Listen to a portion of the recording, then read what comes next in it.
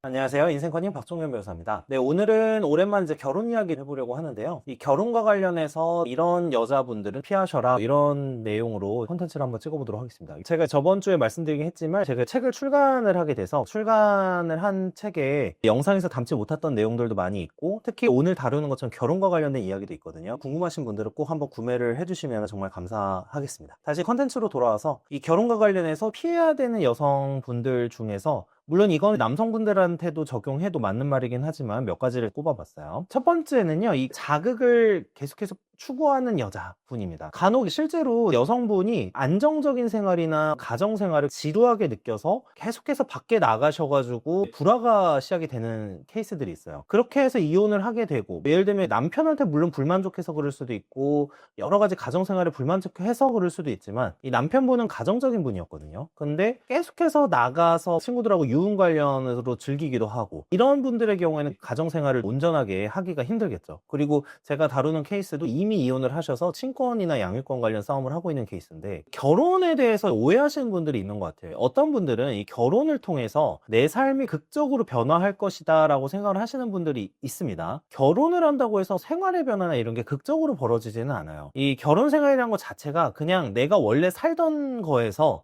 한 명이 추가되는 개념으로 받아들이는 게 맞습니다. 물론 그 한 명이 추가되면서 새로운 어떤 행복이 있고 또 다툼이 있을 수도 있지만 내가 원래 살고 있었던 삶 자체가 엄청 버라이어티하거나 그런 건 아니잖아요. 내가 회사에 출근하는데 매일 막 두근거리고 설레고 버라이어티하게 느껴지고 그런 분들은 많이 없을 거라고 생각을 하거든요. 그러니까 결혼 생활도 마찬가지거든요. 하고 나면은 일상생활이 시작이에요. 근데 이 결혼 생활에서 아까 말씀드린 대로 이런 자극적인 걸 계속해서 추구하시는 분들이 있는데 대체적으로는 이런 스타일들이세요. 너무 자극적이고 소비적인 일들을 많이 해왔거나 이런 게 아니면 행복을 느끼지 못하는 스타일들이 있거든요. 예를 들면 내가 해외여행을 꼭 가야지 행복한 사람인데 결혼을 해보니까 내 남편은 그렇게 여행을 좋아하는 것도 아니고 안정적으로 생활하는 회사원인데 계속해서 해외여행을 가야 되는 사람이라고 하면 불행해지겠죠. 그리고 특히 재미가 있어야 되는데 재미가 없는 어떤 이제 가정적이고 안정적인 남자분들 있잖아요.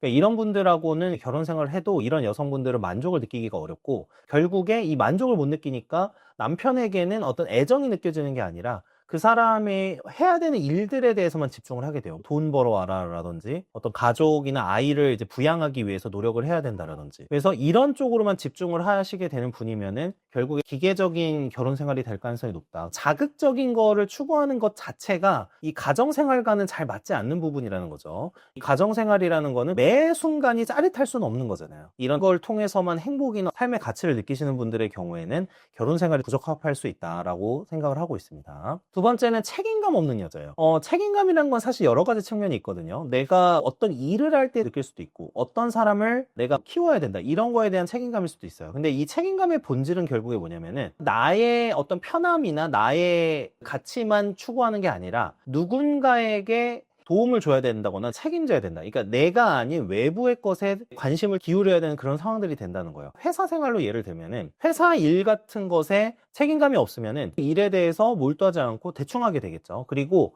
더 극심해지면은 슬슬 내가 일을 하고 싶지 않아져요. 그 일에 대해서 다른 팀원들한테 미룬다거나 떠넘기는 상황들이 발생을 하게 되는데 결혼 생활에서도 책임감이 없는 여성분들의 경우에는 내가 해야 될 일도 남편에게 떠넘긴다거나 그럴 수가 있어요. 책임감이 없으면 결국에 내 책임이다라는 그런 생각이 들지 않기 때문에 일방적으로 배우자를 비난하게 돼요.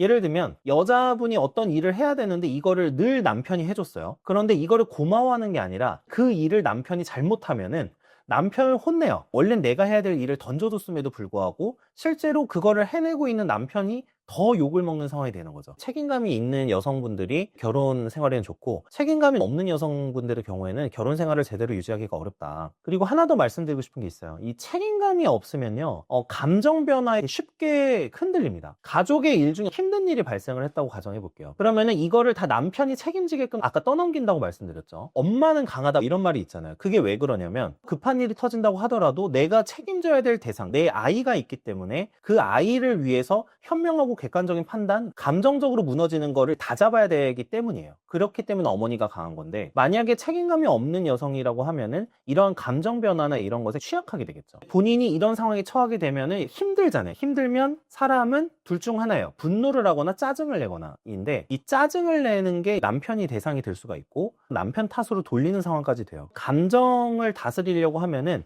내가 어떤 걸 책임지고 어떤 거를 제대로 케어해야겠다라는 생각이 있어야지 도움이 되는데, 책임감이 없게 되면은 그냥 내가 힘들면 막 힘들다고 땡깡 부리고 힘들다고 막 하소연하고 이런 상황밖에 안 된다라는 게 제가 경험한 부분이에요. 그리고 하나 더 말씀드린 게, 제가 자주 강조하는 경제관념에 대한 얘기하겠죠. 이 경제관념 같은 경우에도 책임감하고 사실은 결부될 때가 많습니다. 생각해 보시면 내가 누군가를 책임져야 되는 사람이고 하면은 사실 돈을 막 쓸 수가 없어요. 그나마 나만 책임지면 돼, 내가 막 살아도 내 인생 꼬이는 거지 남 인생 꼬이는 거 아니잖아 라고 생각을 할 수는 있는데, 내가 타인에 대해서 책임을 져야 되는 경우에는 절대로 돈에 대해서 함부로 하거나 막 쓸 수가 없는 거예요. 나의 삶 그리고 가정에 대해서 책임감이 있는 여성분들은 절대로 돈을 함부로 막 쓸 수 없다, 이런 부분을 꼭 말씀드리고 싶어요. 그래서 결과적으로 진짜 가족이나 이런 사람들에게 책임감이 있으면은 경제관념은 자연스럽게 잡힌다, 이 말씀을 드리고 싶었습니다. 마지막 세 번째는요, 주변 커플과 끊임없이 비교하는 여자인데요. 비교에 대한 단점에 대해서는 너무나 많이 알려져 있죠.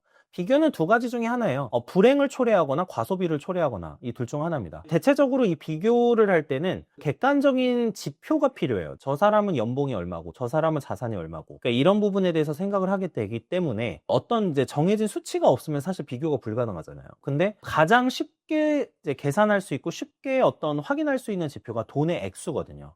예를 들면 내 아이가 영어 유치원에 가야 되는데 드는 돈이 얼마다. 근데 옆에 있는 가족이 얼마가 든다.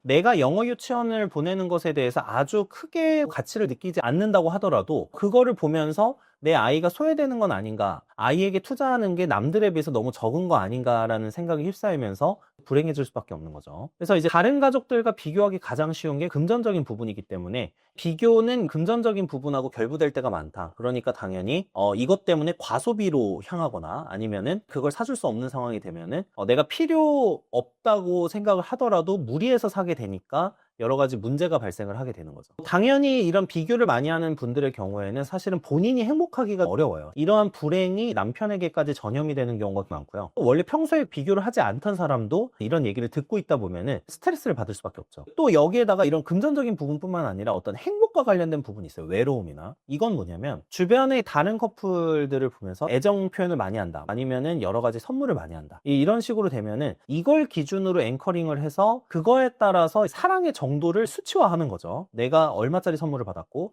이런 식이 될 수밖에 없는 거예요. 결국에 비교를 많이 하는 여성의 경우에는 남편분이 큰 불행이나 스트레스에 빠질 수밖에 없고, 당연히 그 다음 코스는 이혼이 되는 거죠. 여기에다가 하나 더 있는데, 외로움이라는 게 있습니다. 외로움. 옆에 가족의 어떤 아내가 행복한 가정 생활을 하는 걸 보면서 상대적인 박탈감이나 외로움을 느끼게 돼요. 더군다나 그날 남편이 일 때문에 늦게 들어온다라고 하면은 그날은 싸우는 날이 돼버리는 거죠. 이런 상황들이 되다 보니까 이 비교는 결혼 생활까지 불행하고 비참하게 만들 수 있는 주요 요소다, 이렇게 말씀을 드리도록 하겠습니다.